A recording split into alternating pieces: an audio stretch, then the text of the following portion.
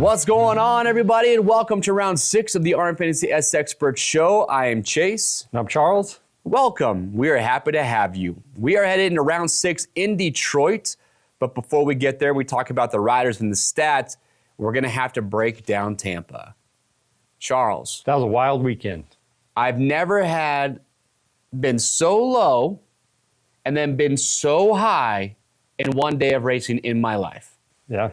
Seeing Tomac get hurt. You talking about your picks or just a little in general? No, picks are low. Picks are low. Okay, we'll talk about that. But you get Tomac getting hurt in qualifying. Yep.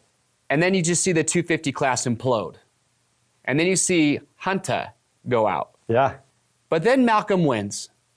And you're just like, how did we go from here to here all in one day? Pretty well. I don't know. That was pretty crazy. Let's get into it, though. All right, here we go. Remember, go to RMFantasySX.com if you have not signed up already. You can sign up at any point during the season. It's free to play. Make your top 5 picks in a wild card, and then you just enjoy the racing.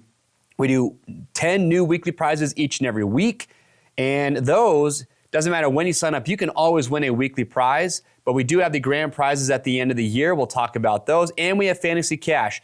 When you score points playing fantasy, you get fantasy cash that you can use to spend money on Rocky Mountain's website. So never too late to get signed up, so go do it right now if you haven't already. Charles, we're giving out tickets to 20 tickets to Indy. Leave us a comment down below how many you need, and we'll get those sent out. So weekly prizes. This week we've got number 1, MSR gear set. So that's pants, jersey, gloves, and a helmet. Second place is going to be the Tusk Spending Spree. It's $450.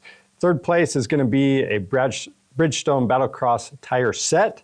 Fourth place, Fastway. Fifth, Fly. Sixth place, a Cherubies. Seventh, Mobius. Eighth, Works Connection.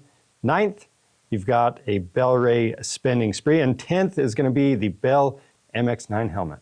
Yeah. All right, and as far as weekly prizes go, shout out to Devo142, who did take home the $500 spending spree to 7 gear, which perfect week to do that because Malcolm Stewart got his first win, 450 class wearing 7 gear. Walker467 got the Alpine Stars Tech 7 boots. And Downhill Dad 777 got the Magura hydraulic clutch setup. Those are just the top 3. Grand prizes. Here they are right here. Well, you know the deal. We give away 3 race prep dirt bikes, KTM 450 SXF fully race prepped along with the 300 SX, KTM SX E5. Fourth place is doing a Fastway trip to Idaho where you get to go there, see their facility, and do a private riding lesson with a retired pro. Fifth place, Dunlop MX34 tires for a year. Sixth is Stasic e-bike and accessories. Motion Pro Tool prize package for 7th. Pro Honda prize pack. MSR gear and casual hookup. And then 10th place, Supercross TV or Supercross video game console and 4K TV. That is why you want to be playing. Great prizes. Let's take a look at the KTM leaderboards. So we've got BS5 with 312 points. Yeah. Which making me feel bad. Almost double my score right now. I know. Three new names in the top 3 overall, too. Yeah. I haven't seen these people yet. Yeah, so second place, KBK, I don't even know. KB Kills? Yep. 311, Wardy 302. Nice work. Jeez-o. 300, what would it be like to have 312 points right now? I'd like to know what the score was at Tampa. Yeah. Score, like the overall average score was not very good. I got 15 points. What'd you get? You kept Tomac in your top 5. I actually lost points, I think. I rode backwards. You went backwards on the track? All right, fair enough.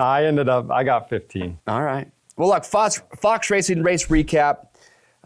Man, there's so many things to talk about here. As far as the 250s go, Charles, man, a couple restarts, a little bit of carnage. Just carnage everywhere, and the track wasn't even that difficult. The whoops obviously were trickier than we thought because a lot of dudes went down there, but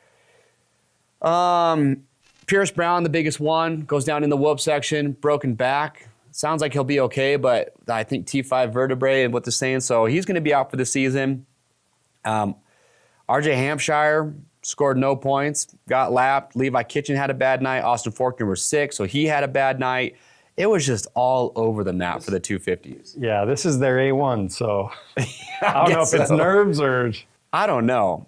the sand or what. What's surprising, though, is it blows me away that RJ won a title last year, because what we saw in Tampa is the RJ that I feel like we all know and love. Yeah. Is RJ is going to RJ. And I don't know, man. I just don't know. As far as 450s go, this was obviously the highlight of the night. Eli Tomac going out in that second qualifying session. I think everybody was like, you're so low, and then Tomac goes and they say he's in. He's racing. They show him riding his warm-up bike before the gate drop, before the heat race, and you're just like, you're alive again. A new breath has come into you, and you're just like, oh, whew. But then you see him in the heat race, and you're like, oh boy, it's not good. He is hobbling right now and barely making it through. Getting around to the main event, last place, barely getting through the whoops. He couldn't even pass Kevin Moran's. So we will see what happens. They haven't announced if he's going to be racing this weekend, but it sounds like, what, his calf? Like a high ankle sprain and calf, they said? Yeah. X-ray, nothing broken, obviously. But so bad. Look, he's 21 points out. Oh, Ken Roxon getting cleaned out in the main event by a lapper.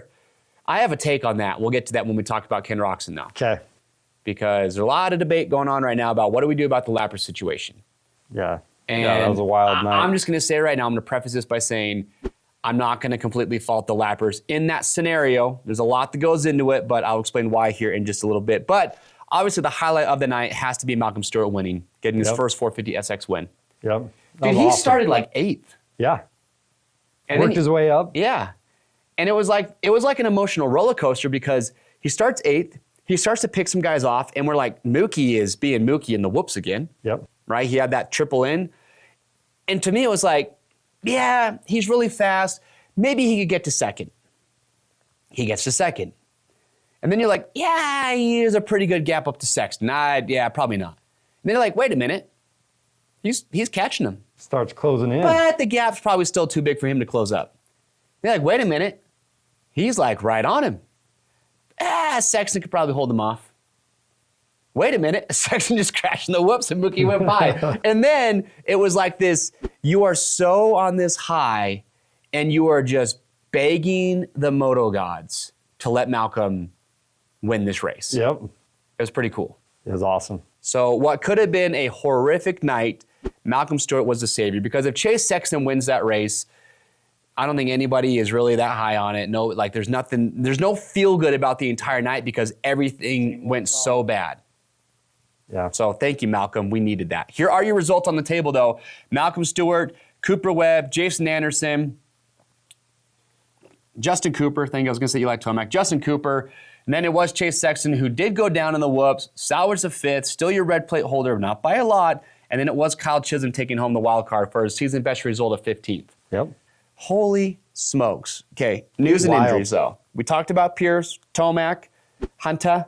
Yep. Oh, don't know if he's coming back this weekend yet. I watched the replay. Definitely took a digger to his shoulder. Didn't look like he hit his head that hard. So I'm hoping I don't know. We'll see. TBD. We have no idea if Hunter's going to be racing. Yep. So stand by for that. All right, let's get into it here. Track trends. Charles, what do you see on the track map?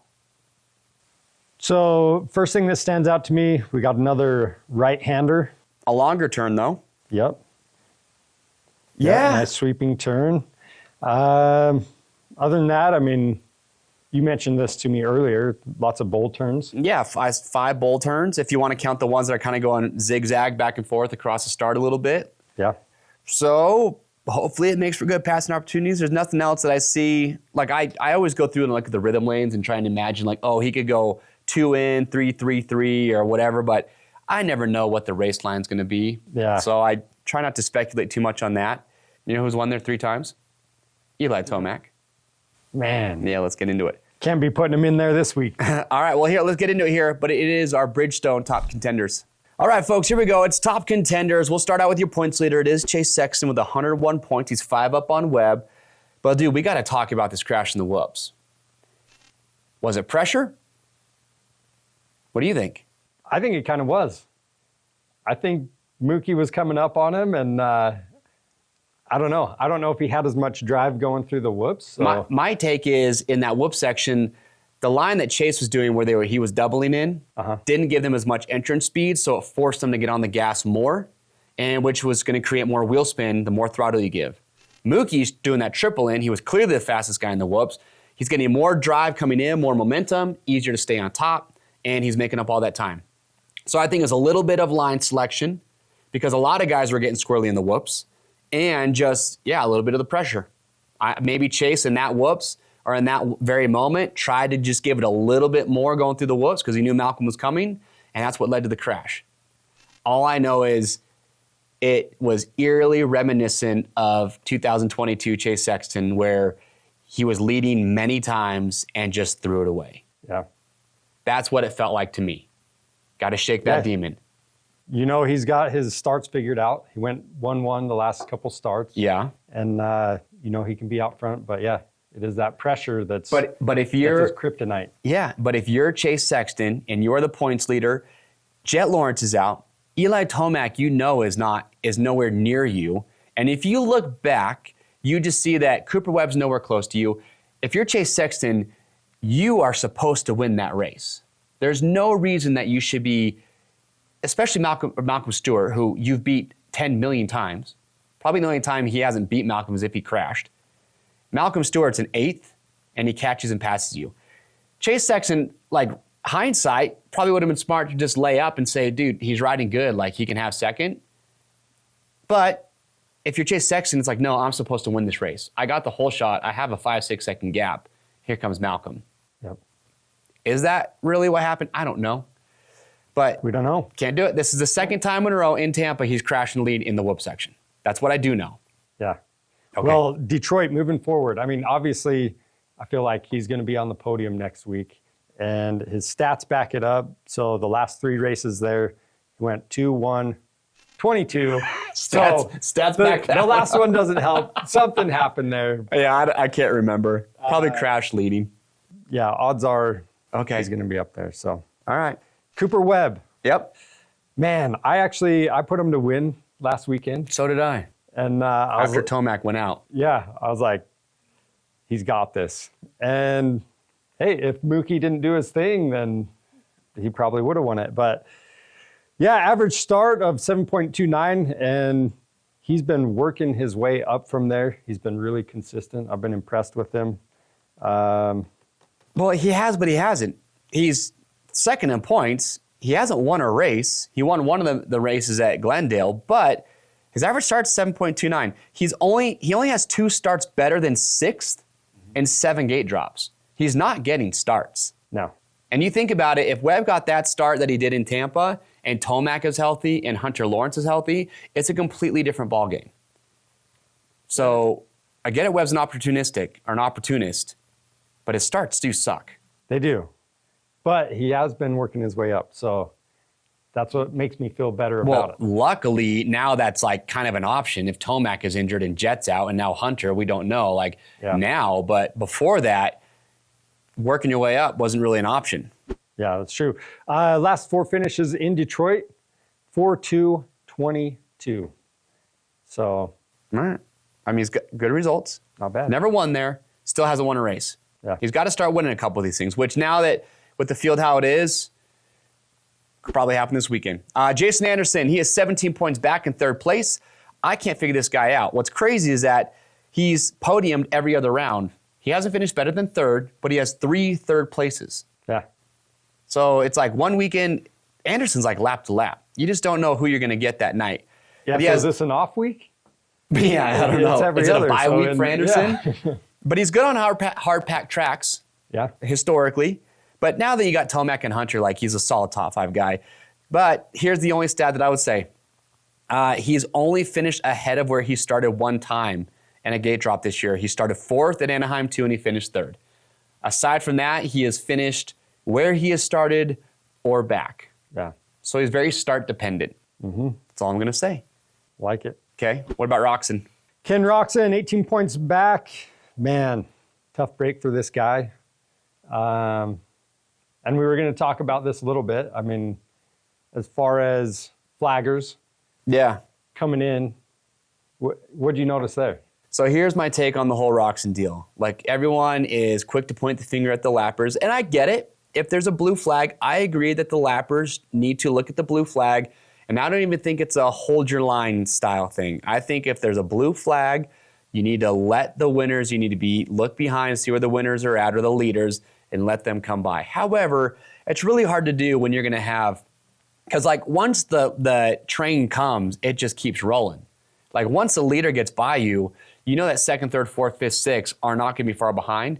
So it's really hard for these guys to be able to race knowing like, great, here they come. Do I just pull over at this point? I don't know. However, in this situation, if you look at the rhythm and then into the whoop section and then into that sand turn, there was not a blue flag in sight for a hand in those what was it, Rodriguez? Yeah. It was Tristan Lane. Oh, Tristan Lane. Yeah. There was not a blue flag in sight down that entire lane with the whoops. And the first blue flag they were going to see was at the end of the sand section. Those guys, Sexton and Malcolm, had already come by. They don't know where Webb and Kenny are at. Therefore, how are they supposed to know these guys are right on our butts, we're supposed to get over? So I'm going to put some of this responsibility and blame on the flaggers and say, 100%. Where were the blue flags? Yep. These guys went that entire lane and didn't even see a blue flag. And then Kenny tried to thread the needle, which is risky in the sand section. But you can't expect Kenny just to check up. He's going to give away 5-6 seconds there, or maybe a little bit less, if he just checks up right there, because especially in the sand section. So I don't know. Blame Pie. I think it's a little on multiple accounts, just because if I was Kenny, this is why I'm not a champion, by the way, but if I was Kenny, I don't know if I would have tried to thread the needle, just because I know how sketchy all those lines through the sand are. That's because we're wusses. We would have saw that and said, dude, I ain't jumping that. I ain't trying to jump through the middle of these two guys. He's taking the gamble, yeah. But he's in a battle. He's in the championship hunt. And yeah, stuff happens. But where are the blue flags? Where are the blue flags? I agree. But anyway, he's 18 points back. Yeah. Tampa has only finished outside the top 5. Throw him back in your top 5 this weekend. Oh yeah, for sure. Second best starting average of 4.71. You know he can move up places. Yeah, he started 5th or better in 5 of 7 gate drops. Yeah. Put Kenny up there. Tomac, TBD, no idea. He's 21 points back. He said he's going to do everything he can to be back in Detroit. He salvaged 5 points. His average start, I don't know if you can really count Tampa, because he literally came around the line in last place. However, his average start is 14. So his starts have not been great, healthy or injured. Yeah. But he does have 3 wins in Detroit. Yeah. That's all I'm going to say is there is a little bit of light at the end of that tunnel, knowing that he's been good in Detroit. Just got to see how his ankle's feeling. I will be there. He won't be there at press day, obviously. But I'm going to try and get some information, and I'll feed you guys what I hear in the Discord. If I can dig out any information on Tomac on Friday, I'll try and let you all know. Love it. Okay. Stewart. So he is 6 in points right now. Big win last weekend. That was awesome. Already talked about that. But here's the thing with Stewart. So he's been a consistent 7th to 10th place guy. Mm-hmm. So this win, it throws me off. Where do I put him now? I mean, does he come in the next round with all this confidence and now he's going to be a top 5 guy every week? Confidence can change a man. Yeah, if you look back to 2022, he had 13 top 5s, and he took 2nd place in Detroit in 2022. I think you have to put him in your top 5 just because we don't know what's going on with Hunter. Yep. Tomac is banged up. Jed is out. He gained 3 spots this weekend. Yeah. So if he was 7th to 10th, because look, before this, 10, 7, 9, 10, 1. So that's quite the jump. It is. But you got to factor in what we just saw, what just happened. So yeah, I think Malcolm, I think what we're seeing up here right now, we got 6 guys up here. Here's a question though. If you were going to put Mookie in your top 5, out of these dudes, who are you kicking out? Man. So we got Justin Cooper up there? I think you got to kick out Tomac. Oh, yep. Until you see qualifying. If Tomac's not looking good at qualifying, well, what about Justin Cooper? He just got 4th, but he still can't get through the whoop section. Yeah. Yeah, I'd be I'd be kicking out Tomac or Justin Cooper. Well, Cooper's not up here right now. Yeah. But he just did get fourth. What's up with Cooper? I don't know. If you're a Yamaha, you cannot be happy about this. You're watching him just get his doors blown off every week in the whoop section. Yep. Make him do, 100 whoop sections a day. I don't know. It's at some point, if you're Yamaha, it's like, hey, man, we get it. That was your best result. But if you really want to do this, you got to skim the whoops. From what I understand, Cooper Webb, he knew coming into this season, he's like, I got to figure this out. I got to start skimming whoops. And he actually said that he was going to skim whoops the entire year. He was going to set his bike up to skim whoops. That shows you Webb was like, I've never been a big whoop guy, but I'm going to have to figure this out. Yeah. Justin Cooper doesn't seem to, there's something mental in his head that does not make him want to skim whoops. Because when your doors are getting blown off every weekend in the whoop section, you would start to realize, hey, maybe this whole jumping thing ain't working out. Yeah. Maybe jumping works at the test track. Yep. But these tracks are different. Sometimes the spacing on the whoops is different. Whatever it is, I don't know. It's kind of driving me bonkers at this point because I just don't understand why he is not skimming whoops. Yeah, because he's a great starter, and then it's just working back the whole time. Look, all I know is that it doesn't matter the condition of the whoops. He could whole shot be lap one, and he's still jumping them. Yeah. I don't know. But I do feel like if you are a star, you're talking to Justin and be like, dude, you have to skim the whoops. Yeah. Got to figure it out. You got to figure this out. He can get the start, but he fades back. So, well, there it is. That is your top contenders. Now let's jump into it. Works Connection, Wildcard Watch. All right. Wildcard Watch is 13th place this weekend. So my pick is Colt Nichols. So he just finished 12th in Tampa. I think he's a great pick for a few different reasons. So he's finished within 3 spots of 13th in the last 5 gate drops. So that's including the Triple Crown. And he's finished 14th and 12th in the last 2 standard rounds. So he's right in that range. I'm feeling good about it. All right, but you got to remember, he just got 12th. I get it. But Tomac and Roxon are going to beat him this weekend. So bump him back a little bit. Don't know what's going on with Hunter. We'll see. I mean, that could be 13th or 14th. Yeah. Right in there. We forgot about Ferrandis. I know he's out. He's hurt. I don't know if he's going to be back for Detroit. Don't really know the extent of it. That guy, man, just been a rough couple of years. A lot of injuries. Yeah. All right, Mitchell Oldenburg. Average qualifying result is 14.4. His average finish in standard rounds is 14.75. I would pay attention to his qualifying. He's kind of right in that window of 13th place.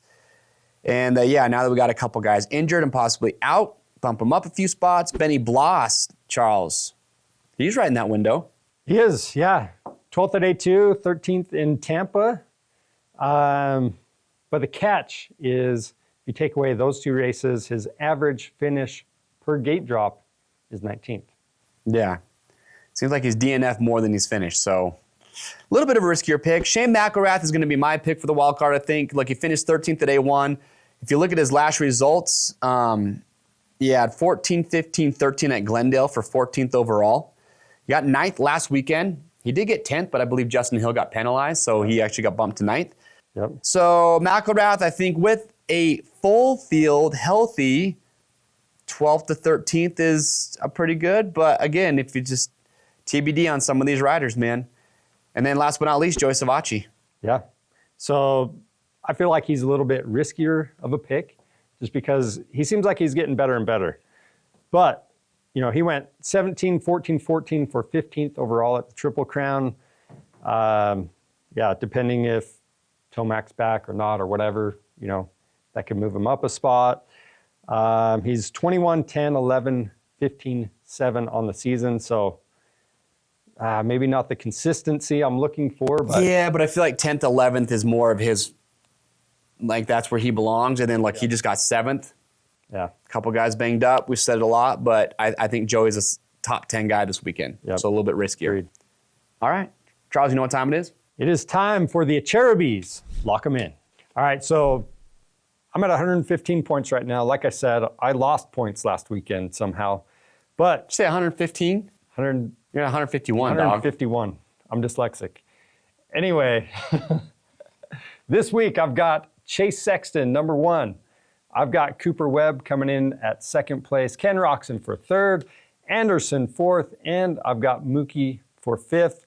And then, like I just mentioned, I have Colt Nichols for my wild card. All right. Well, I'm going to do this weekend for now. I'm going to go Webb. He needs to win one of these things. I'm going to go Webb, Sexton, Roxon, Anderson. I am also going to go Stewart. And then I'm going to go wild card. I'm going to swap out old Nichols for a little Shane McElrath. And that's who I got. Love it. All right. What do you have? Comment down below. What are your picks for this weekend in Detroit? That being said, Charles, the meme event, we're getting a little bit of flack for not giving enough love to the memes, and I get it. We apologize for that. It's one of my favorite things, too. Let us be better. Give us another chance. That being said, Jack Sparrow is who is, is wondering why. We're over here wondering why there's not enough memes. Jack Sparrow's letting us know all the memes are gone. Yeah. We need more. So, yeah, keep it up. That was there was a few good ones. Some about Anstey. Meme King was going off with Anstey, yeah. That was good. The Texan just putting bad juju on there with the Grim Reaper. I get it. A lot of riders went down, but we don't need any more of that, so please. And he put Sexton up next. Like Sexton's the next guy.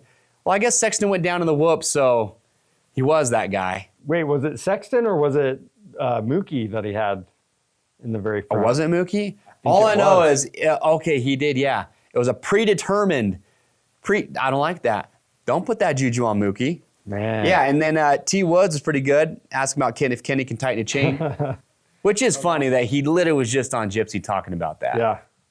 Yeah, that was hilarious. I was like, dude, pop it on. Hey, be honest. How bad did we all feel knowing that Kenny was just kicking his bike over for absolutely no reason whatsoever? Pissed off and frustrated and tired knowing that bike ain't going anywhere once you get it started. Yeah. Well, that's the worst feeling. A, you're tired. You got to pick your bike up, and then you have to kick it. And, bro, Suzuki's got to get an e-start. Yeah. If Kenny was in a championship battle, this is the end of the year, and that happens, and he can't start his motorcycle, and he's trying to get it in gear, what are we doing? I'm just saying, man. It gets Kind of old. crazy. It is kind of crazy. Not about it. But that is the weird thing way back in the day. So he's mentioned that he likes the bikes without the electric start. But that was just the Honda. The Honda, yeah. I I kind of wondered if that had something to do with his decision to ride the Suzuki. No, absolutely not. Kenny could have done his own thing. We won't relive that, but no, absolutely not. Sorry, but yeah. Anyway, Suzuki, let's get an e-start on that thing. I guess they've tried one, but it failed or broke, so they just like, no, we're not doing that. Dang. So anyway, but that's it. That is it. Thank you so much, everybody, for watching this show. It is round 6. Remember, comment if you can go to Indy. Got 20 tickets to give away, so tell us if you can make it there. We'll pick some lucky winners. That is the first East-West Showdown, which will be good. Should be spicy. Anyway, we'd like to know what you guys think. Comment down below. Chances of Tomac bouncing back to be in the title hunt. What about Kenny? He's 19 back. He's healthy, but it's going to take some serious work and a little bit of luck, I feel, from Webb and Sexton for him to claw back into this. But as always, get subscribed to the RMFantasy channel if you're not already. Join us next week for round 7. Yeah. All right. Get your picks in. We'll see you then.